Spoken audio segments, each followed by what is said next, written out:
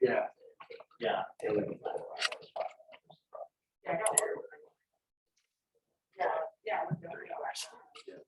It's nice.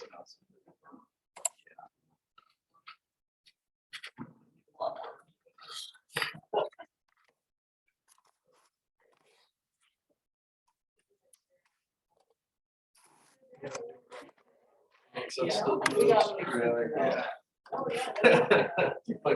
All right, good afternoon, everybody. Thanks for coming. So today our speaker is Jeff Standish. He's Minnesota liaison to the for Min Drive to Industry. And he'll say more about his background, but he has a PhD from Woods Hole Institute of Oceanography. And he's going to talk to us today about his efforts to lead a group here at the University of Minnesota to look at the Sustainable Development Goals relating to particularly water. Thanks, Jeff. I appreciate it, Dave. How's everybody doing today? Oh, I think I need to stay over here so that they can see me on camera. Good afternoon. As Dave said, my name's Jeff Standish. Here at the university, I serve as the industry liaison for MinDrive Environment. Maybe you've heard of MinDrive Environment or the MinDrive Initiative. Yeah, a little bit about my background. I'm a geologist by training. Have a PhD in marine geology and oceanography from the MIT Woods Hole Joint Program in Oceanography. And it's been a while since I've done any geology, I'll be honest with you, but for the past decade or so, even a little bit more, I've been working largely at the interface of public-private partnerships, meaning, you know, academic, higher ed partnerships with industry. Not specifically just to sustainable development goals or water, but just general scholarship in the earth sciences, sustainability space. Been here at the university for 6 years now and started my career with Institute on the Environment for about 3.5 years and have been with MinDrive Environment, which is located in the College of Biological Sciences for the past 2.5 years as the industry liaison. So I'll get going. I don't think I'm going to take probably more than 25-30 minutes with my slides, so there'll be plenty of time for questions and discussions. I'm really interested to hear a little bit about your interest in sustainable development goals and sustainability overall and how water intersects with that.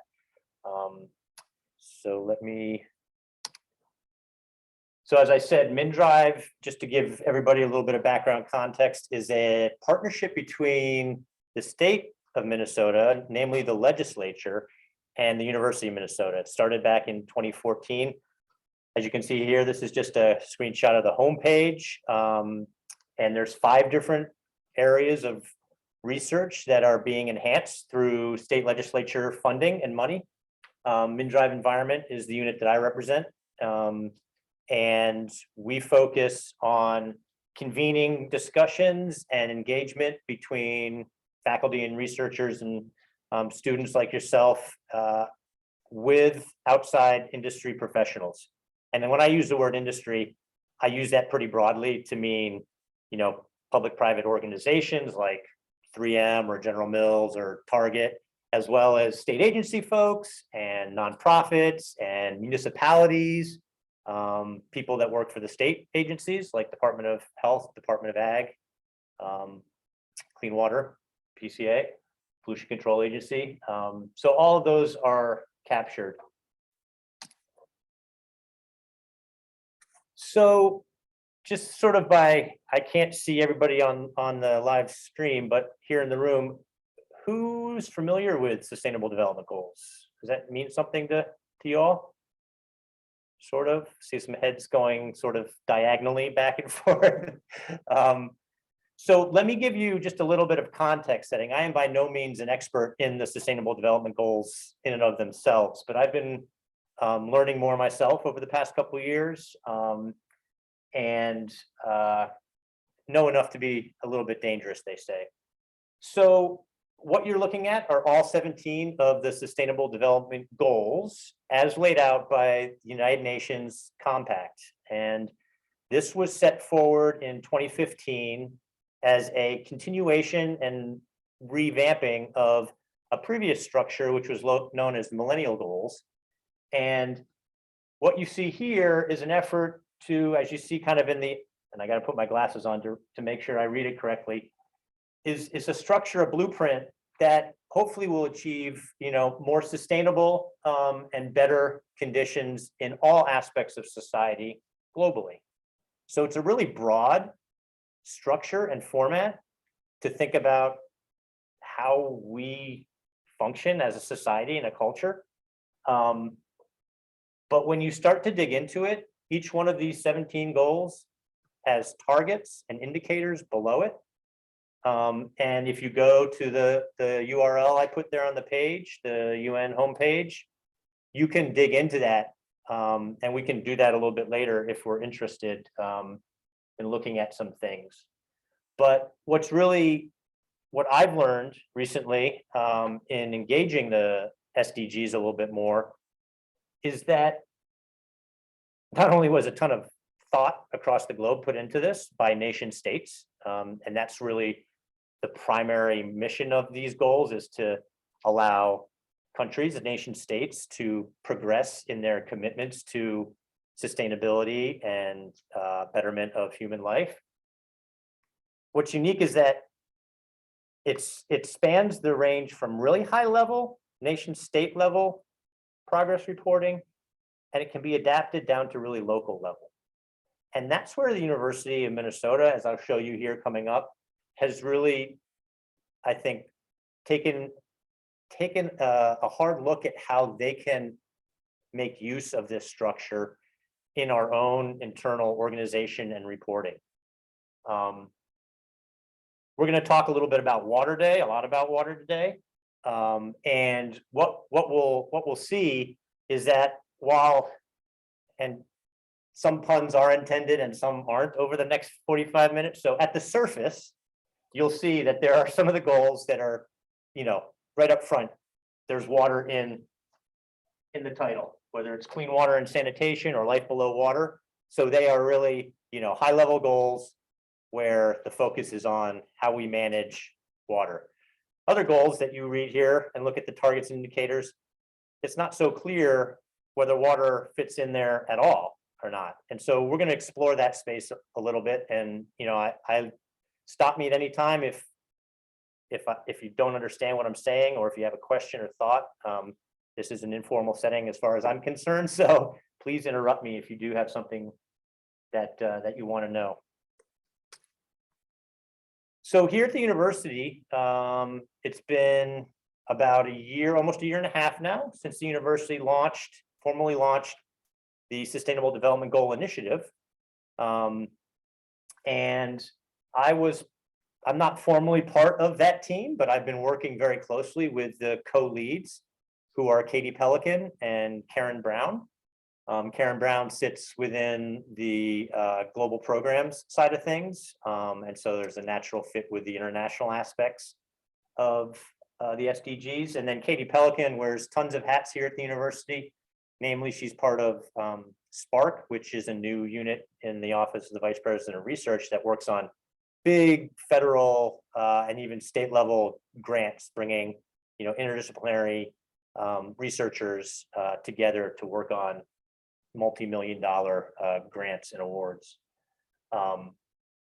So the university has developed a strategy and sort of an approach to how they are utilizing this framework, this SDG structure, to think about what's happening here on our own Twin Cities campus and across the system. There's a couple ways that higher education in general are interacting with the SDGs, and that's listed here, number 1, 2, 3. This is how University of Minnesota has engaged. There's the SDSN, which is Sustainable Development Solutions Network, which is a group of higher ed institutions that trade best practices and talk about these things. There's the University Global Compact, which, if I'm not mistaken, is directly through the UN.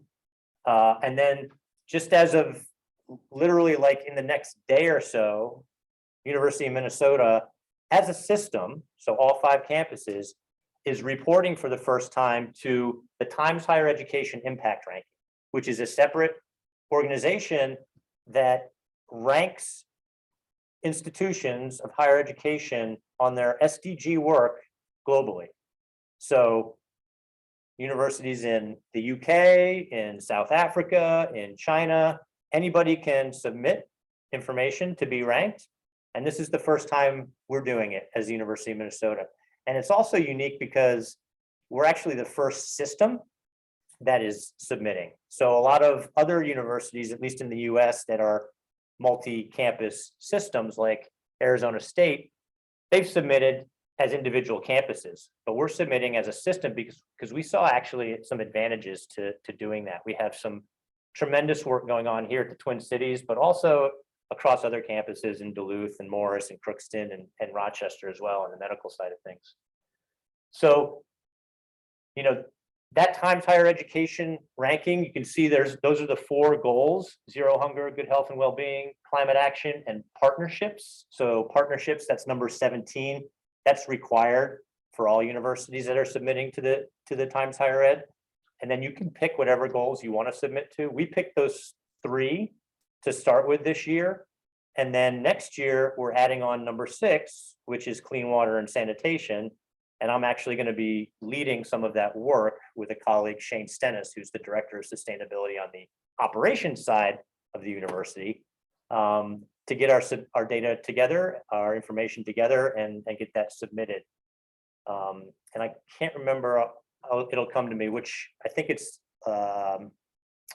life on land is the other goal that we are going to add next year, if not more. So, I mean, ultimately, it's up to the president and the board of regents and leadership here at the university as to which goals are added at which times, but those are the ones that we put forward in recommendations from a group that's been working on this.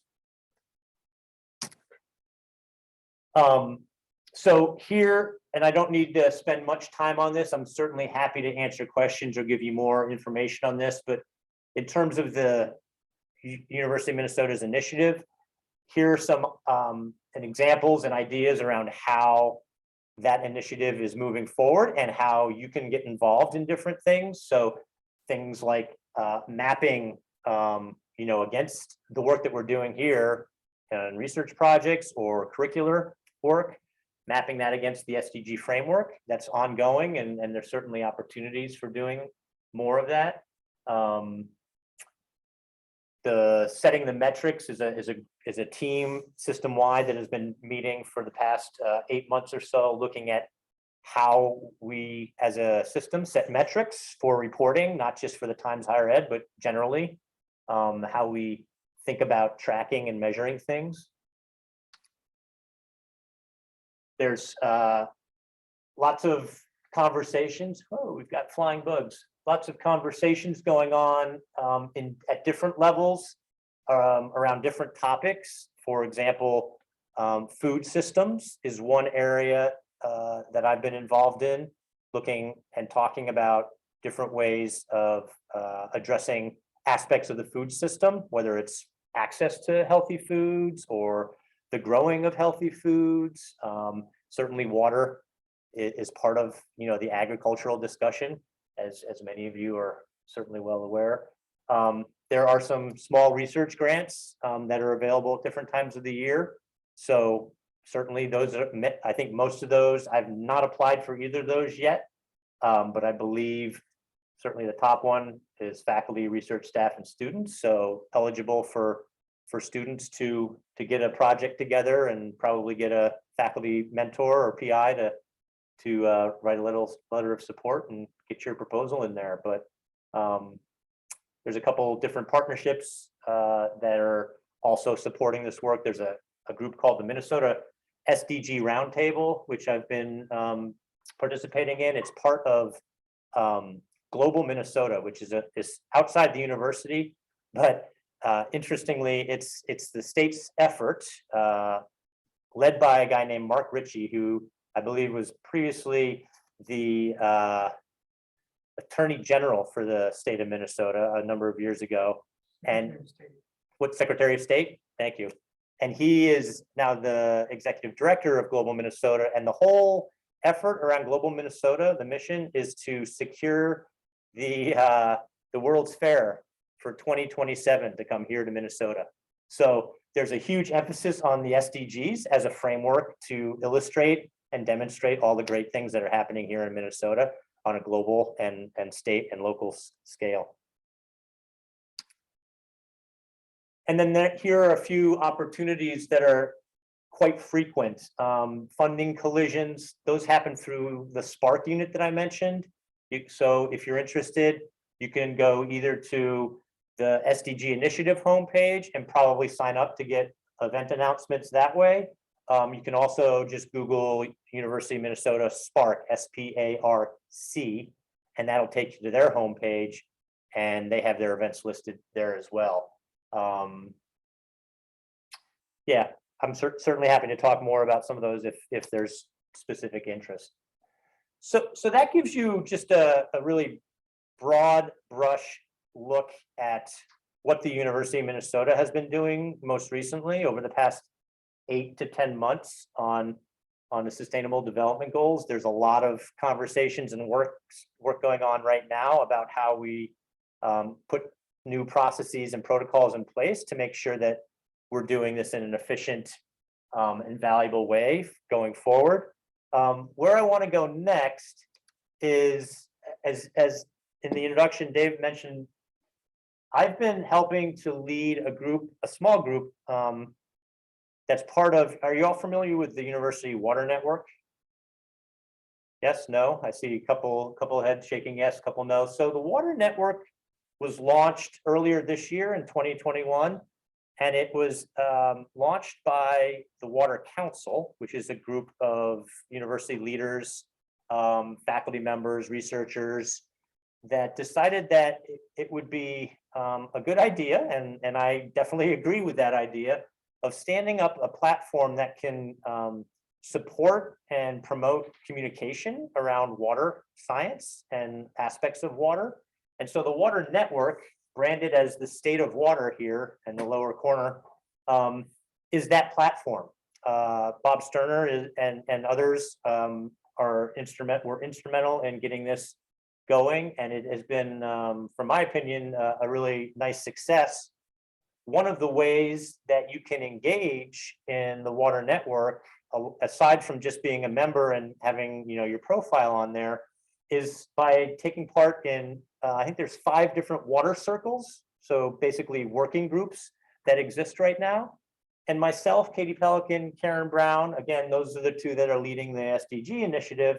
And then Shane Sennis is Director of Sustainability, and I work quite closely with Shane on various things. The 4 of us, and then we have a student water mapper, Maya, that's working with us. We are leading a discussion group called Water and the SDGs. And we meet roughly monthly, and we have talked about a range of things. We've been meeting since early spring, and we've covered things like international work that people are doing and areas of opportunities around international work.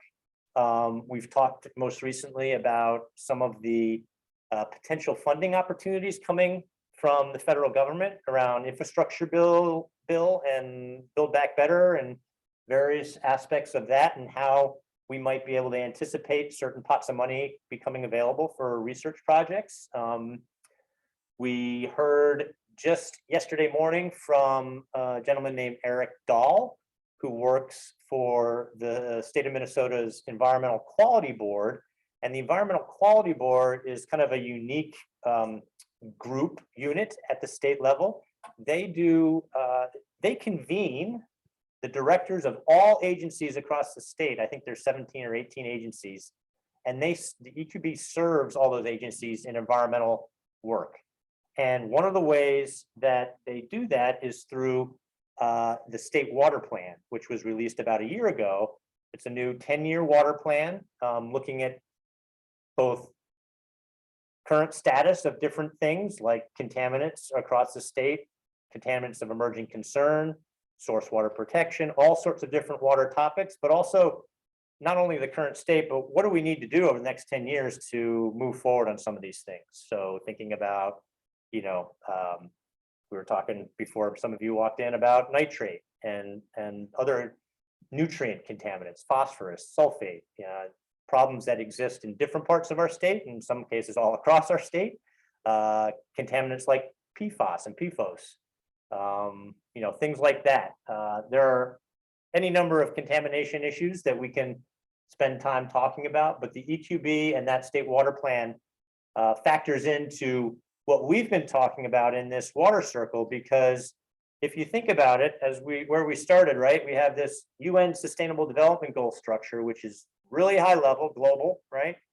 We have state of Minnesota water plan, which this water plan is actually highly focused on climate adaptation and climate change, but I think there's 5 different goals, and we'll see a slide of that in a minute.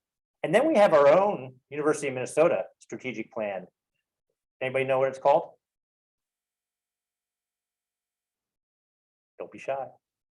It's called MPACT 2025. So if you go to the President Gable's webpage, the president's website, you can see the strategic plan there as a PDF. There's also a bunch of visuals about it. But what I'm trying to convey is that there's these different levels of structures of how we think about the work that we're doing at various levels, right? From individual student projects down in Lamberton to, high-level coalition engagement.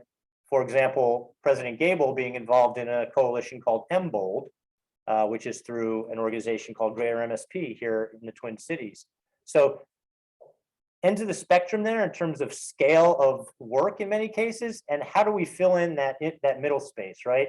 How do we connect these high-level strategic ambitions that are at our own university level or the state level or even more globally to the day-to-day work that we're all doing, most cases loving, right? But it's always nice to see like how that work funnels up to have impact somewhere else. So that's why this water circle has been focusing a lot on those connections. And we had Eric Dahl, as I said, from EQB talk with us yesterday to share kind of what the status of the water plan was right now, where funding at the state level was being directed. And we're going to get him back probably in a couple months after they have digested some of the 2021 information and data to see where we might anticipate new funding at state level, so that the university, which I'll remind you is a land grant institution and is supposed to be serving the population of our state, where we can engage in those funding opportunities to bring research, science-based research to impact levels.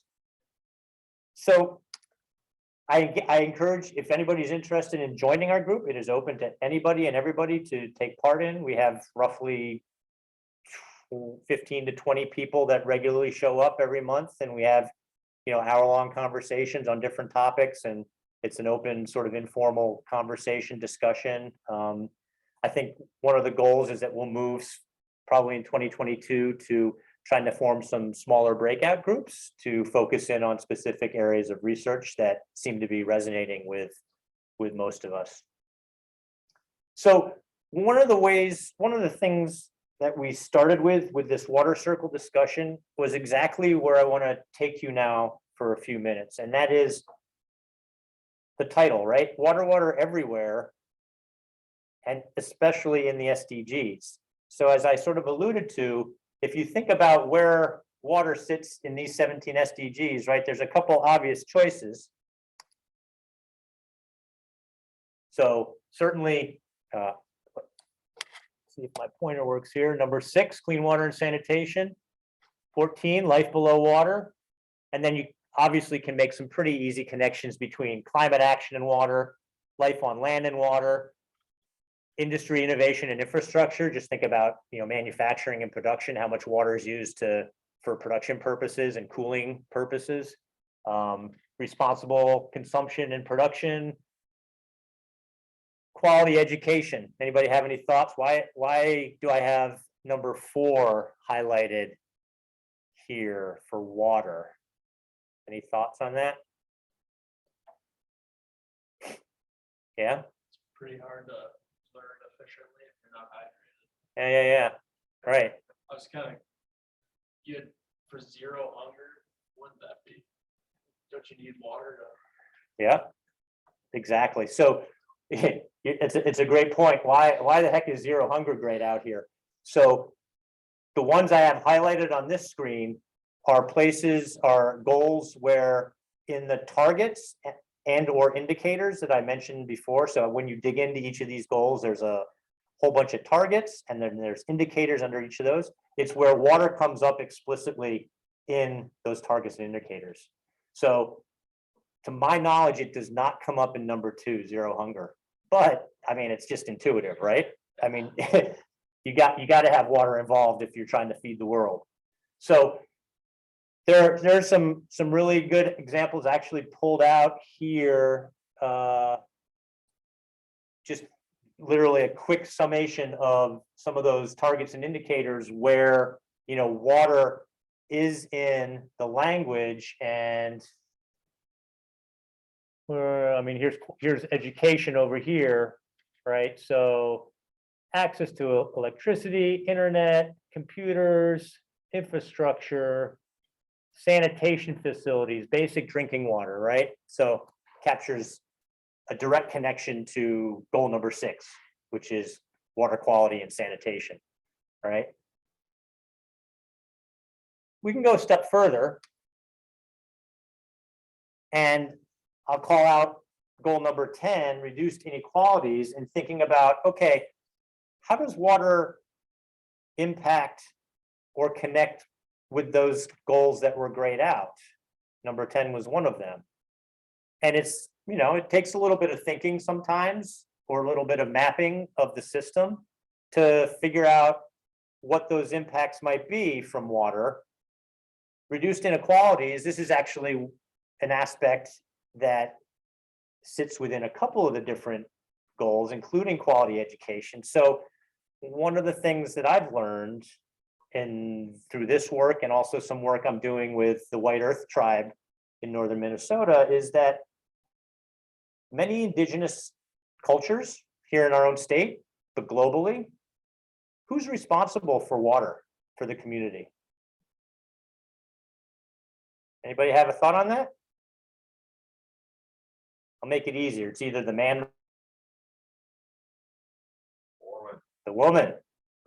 In many cultures, indigenous cultures, the women are responsible for making sure that the whole community has clean water to drink and use in cooking and sanitation, right? So just here in our own state, we take for granted clean water coming out of our tap. I'm looking across the room and I think we all identify as white, male or female, maybe not, but there are communities that are here in our own state who don't take for granted that potable, drinkable water comes out of their tap. And that's true in most of the states across the United States. And we don't necessarily recognize that many times when we think about water quality, water quantity here in the United States. But when you think about it globally, there are communities that don't have running water in their villages, and they have to travel sometimes many miles to get water, and it's the woman's job. So if she has to, whether it's the mother or the daughter, if she has to walk, you know, 2.5 hours round trip every day or every other day to get water for her family, what do you think doesn't happen in terms of goal 4, for example? No time to study, no time to go to school. It's documented in the data. There are many communities, many cultures where the women are not getting educated properly because there just isn't enough time in the day given all the other responsibilities they have.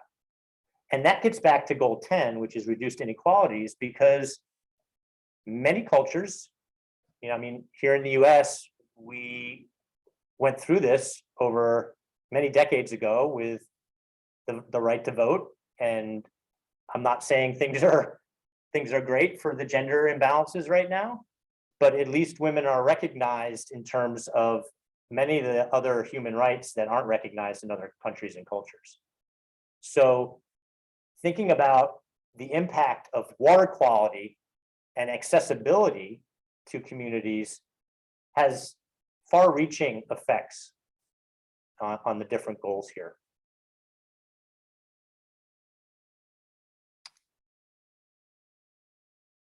This is just a snapshot getting back to how the SDGs actually interact with our own strategic plan, calling out a few of the goals and some of the text from our Impact 2025 around building for a sustainable future,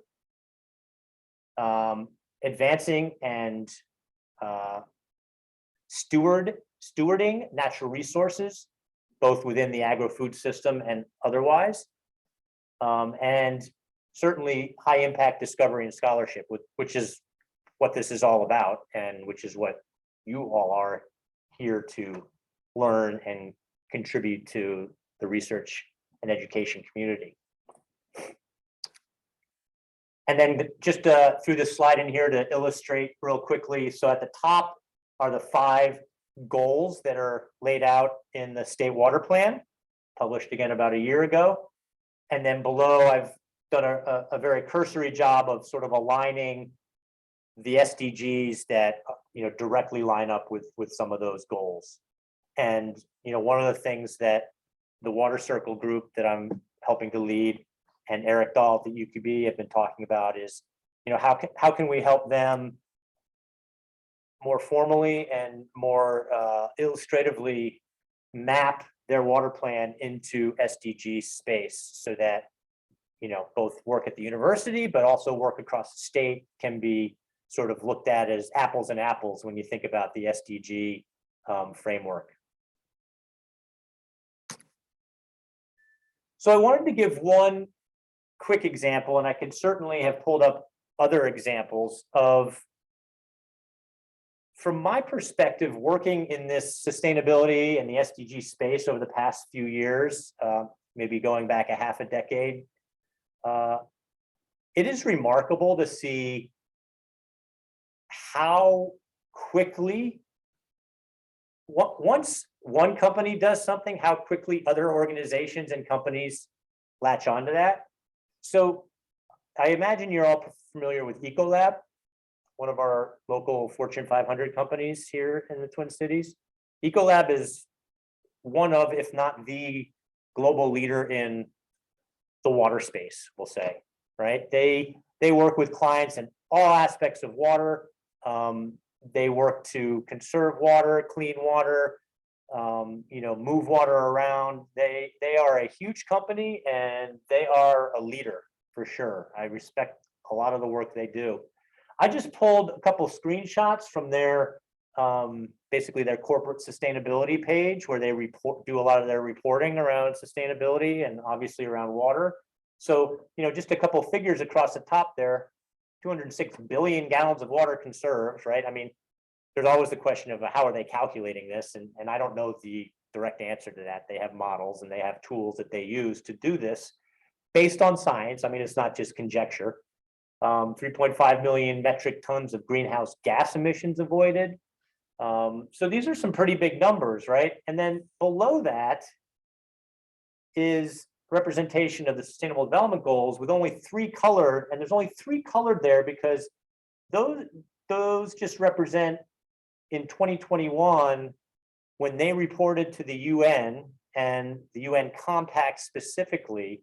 Those are the 3 that they reported progress on, right? It's interesting because when I started thinking about it, like even the metrics, which are from in the blue there, which are from their 2020 sustainability report, annual report, like 66 billion hands clean, helping reduce 1.8 million infections. Why isn't good health and well-being highlighted on there, right? So it begged the question of me, at least, like, I need to look and see how the UN is looking at their data and what they're communicating to the UN and the Global Compact to see why for example, goal number 3 isn't highlighted in that communication.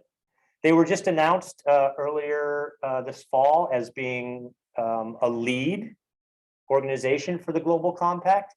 And I think there's only like 57, something 55 global companies that are termed Global Compact leads. So Ecolab's doing a lot of great work. They have some great connections here with the university. I know a few folks. So if any of you thinking about your professional careers going forward, I'm always happy to chat with you about those opportunities as well. And Ecolab isn't the only company that I know and have connections with. But I wanted to give you a sort of an example. Like, once people in the industry start talking about something, and in this case, it's the SDG framework, right? I mean, it was published in 2015, but it really took a couple years for industry to start realizing, like, they're going to be the ones to move this forward, not nation states necessarily. It's going to be where the money is. It's where the industry leaders can make an impact. So now it's catching on, and it's moving pretty quick. I just wanted to share to wrap things up, and then we'll do some questions. This is something I just found actually last night. Do we have sound?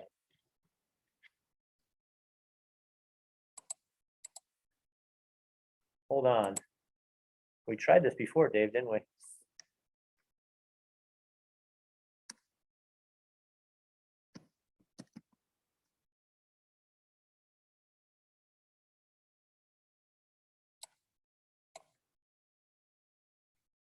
Not playing. What's going on? I bet you the people on the camera can hear it. Any thoughts, Dave, on how to get this going? Push escape and try running it without being in the presentation mode.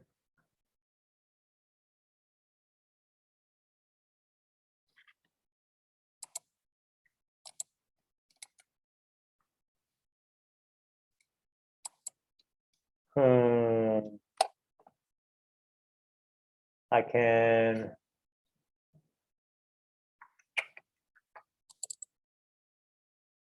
I'm gonna play.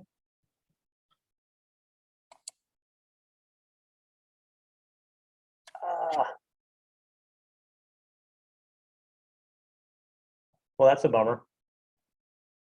I wish I could talk through this whole thing and give the narrative, but so this is a group that I found out about last night. They're working on, it's called WASH, W-A-S-H, standing for water, water, what is it? Water, sustainability, and hygiene, I think it is. So it fits directly in with goal number 6. But the purpose of me showing this video, as it will get to here in a minute, is their illustration of how moving faster on the targets and indicators of goal number 6 as a local entity, as a state, as a nation, and as the world will have ripple effects on all the other sustainable development goals. And they give a couple examples in this video. So apologies that the sound isn't working. It was working in the preparation, but I can send you all the link. Obviously, it's in the slide deck. I don't know if the slide deck is shared, but I'm happy to share it with whomever wants it. Yeah, I'll let you watch it. It's only a couple minutes long, and then we can do some questions for a few minutes. And is there a way to interact with the live stream folks? You can move that black box up a little bit, and then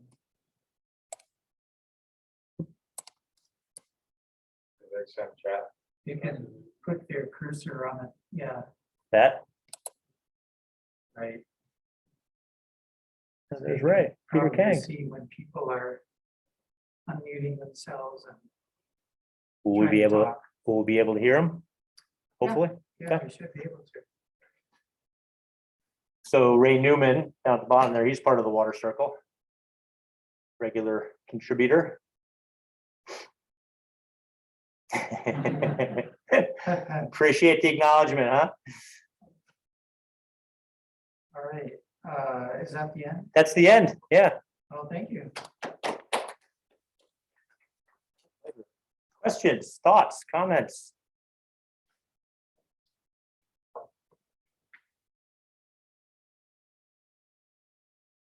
I'm curious Yeah. where God, this just seems so overwhelming. Yeah. All these different things, and I'm wondering where is they say where's the beef or something like that. I mean, I don't know, do you see results somewhere, or, I mean, you said that there were those three things that are announced as that having made progress on it. I guess you gotta just be looking at the right place to be able to find out about these things. Yes. But these seem to be overwhelming big projects or, individual contributions. How do faculty contribute? I just don't, it's not clear to me how. I mean, I know the water circle probably people could interact there, and then this other group we were talking about, you're on campus, 15 to 20 people show up every month and maybe talk or they tell about their projects. Yeah, no, it's a great question. So I think, in terms of university and Twin Cities impact around sustainable development goals, certainly the Sustainable Development Goal Initiative is one place to engage, whether it's through webinars. In terms of reporting and tracking our progress as a university, part of the Times Higher Ed rankings, that whole effort, which has happened over the past 5 months for our first submission, our first annual submission, laid the groundwork for us thinking about how to do that going forward next year and how not to do that going forward next year. It was a pretty Herculean effort to try to, pull together all of the as much as we could, pull together the activities that are happening in research and, curriculum across the campuses and public outreach work. And so there is a huge task and challenge here to figure out how we internally better organize ourselves around illustrating the impact to the Sustainable Development Goals. So it's a great question. How that happens right now is there's a public Office of Public Outreach has a what they kind of informally refer to as their footprint map. You can get to it by going to the president's website and looking at the strategic plan there. The footprint is voluntarily submitting data as a unit, as a researcher, to the Office of Public Education that then gets geographically put on a map of the state of Minnesota. So you can see, what communities, where your work is happening. This is only mapping, to my understanding, active research going on right now. So it's not, it's not looking back 5 years or anything. I'm in the process right now of putting a spreadsheet together for MinDrive environment to submit to illustrate, where active MinDrive research is happening. So that's one way. But your question is a great one, and I think it's a question that, I mentioned the metrics team that's been working sort of in the background across the system. That's one area that we will be addressing, as well as you may have seen the announcement about the Twin Cities Sustainability Committee starting again. It had been sort of dormant for 5 or 6 years, and I'm lucky enough to be on that committee. So I think there'll be some conversation amongst that group. That's about 25 different people from around the Twin Cities campus that are serving on that committee. And our committee is in parallel with University of Minnesota Duluth, a Morris, a Crookston, and a Rochester committee. And we all funnel up to a system-wide sustainability committee that is looking at everything happening across the system. So I'll just ask another comment that, for instance, just for instance, the state of Minnesota is trying to reduce the nitrogen phosphorus going into Right. Mexico, for example. Right. So where would that show up? I mean, I know that's outside the university, although there are faculty at the university that are involved there. But how would that effort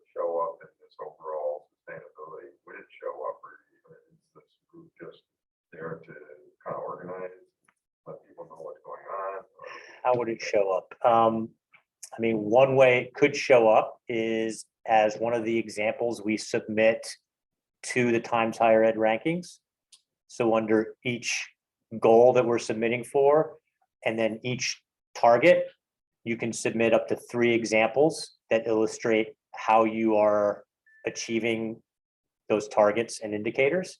So a multi-state, cross-disciplinary project like that has impacts both within Minnesota state boundaries, but also along the entire watershed would be a potential example, partnership example, or research example of impactful work happening.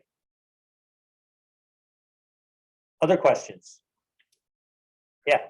So it seems like to me, a lot of the work is either up and down between the frameworks. So higher level to a lower level up. Sure. Is there any communication between those levels as well, say between states, between countries? That is a fantastic question. And I'm laughing because that is something that we are trying to work on, both here in terms of how the university interacts with state agencies and other states, but also I think the opposite way.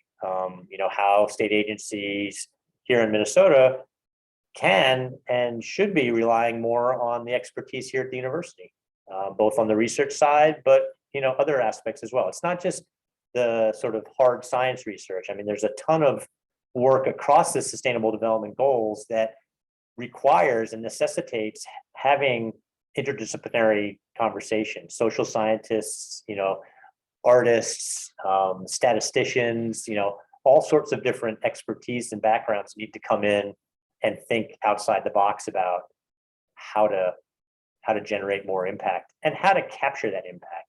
It's not that we're not generating it, but I think we here at the university can do a better job, but also across the state and other sort of scales can do a better job of capturing and illustrating that impact.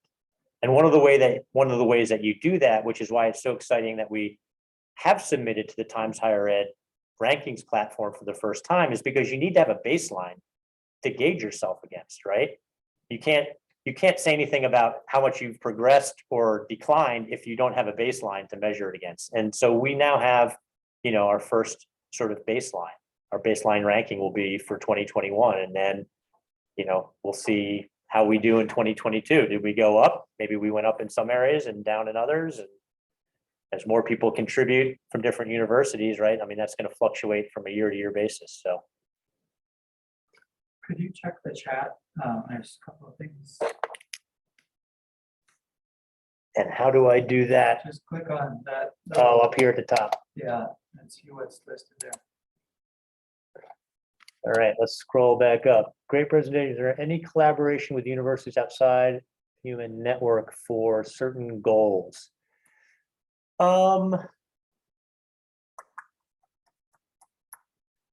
That's a good question, Abigail.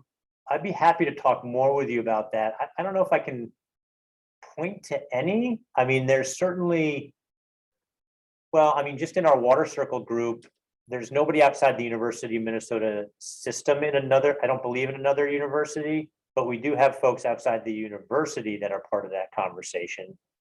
Some that are alums of the university and in different jobs right now that have come back to contribute. So please feel free to send me an email, Abigail, if you want, and we can talk more about that, but that's a good question. And then Ray says, experts in Minnesota shows expertise related to SDGs. Thought? Yes, Ray, you're exactly right. Literally earlier this morning, I was looking at experts to see what came up if I just typed in, SDG number 6. And yeah, it is certainly an automated process right now. Are you all familiar with experts in Minnesota? It's worth checking out. This is basically a database that you can have your own profile on that basically describes what your expertise is, publications, extracurriculars, and this is something that folks from outside the university can access very easily to see who's an expert here at the university on nitrogen, right? Or something else that they're interested in looking at. So experts in Minnesota definitely need some guidance and updating, and I know exactly the person that can do that. So if you have any specific comments, Ray, about yours, I mean, everybody is responsible for their own profile on there. You can go and update it yourself. But in terms of how the automation and searching works, that's all done by coding of different databases. So I can certainly talk to some folks about that. All right. Any other last questions? Thank you very much. Yeah, you're welcome. I'll just say one final thought, because I know many of you are students and probably going to be matriculating out of the university at some point. There are a ton of jobs available right now in sustainability, largely SDG work or circular economy work. And if you're interested in talking, please send me an email. I'd be happy to chat more about it. Thanks. Appreciate the opportunity.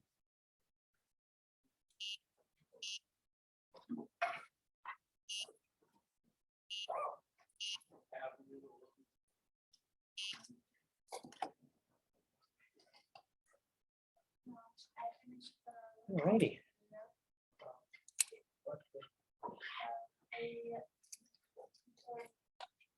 Thank you, Bill. Thank you. Really great. Yeah, it is overwhelming. There's so much going on. I will mention, we have a